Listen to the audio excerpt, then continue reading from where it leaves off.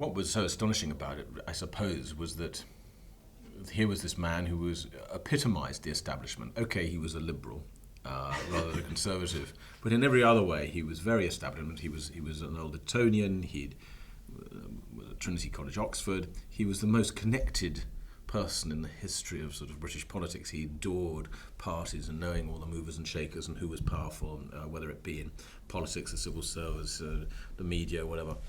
And there he was, repeatedly over a series of years, as we now know, urging his close friends to commit a murder and trying to get the money together in a very amateurish, old Etonian liberal way, you know. I mean, that's part of the joy of it. It's not like the mafia ordering a hit. This is this is someone who likes Shostakovich, you know. I mean, acquitted there is quite an important term in this, isn't it? In the piece, because he was acquitted, wasn't he? Yeah, he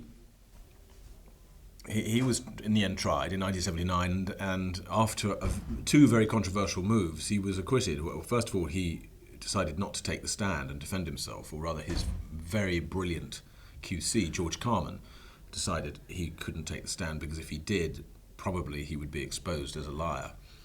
And then the judge made a now notoriously lopsided summing up, which really told the jury to find him innocent. But it was, in a sense, a Pyrrhic victory because he got off, but not many people thought he was innocent. I mean, how do you think that's changed for public figures from his time to now in terms of someone being frightened that their personal life is going to be exposed and exploited to bring them down? Do you think much has changed? He feared that Scott would present his previous life to their lives together. Well, I think less and less. It's harder to find a really damaging skeleton in someone's cupboard than it was, for sure. You know, when this was happening until 1965, or maybe it was a bit later, being gay was a criminal offence, and even after that, it was still considered, the sort of secret you didn't want to tell people at the best dinner parties or in the establishment. So he had those reasons for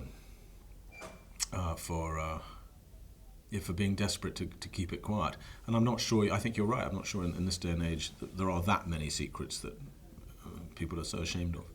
And do you think with him, he was cornered? Do you think he was cornered and lashed out? Yeah, it was the hardest thing, really, to get my head round, to play the part, was the bit about how do you actually say and mean it, let's kill this guy.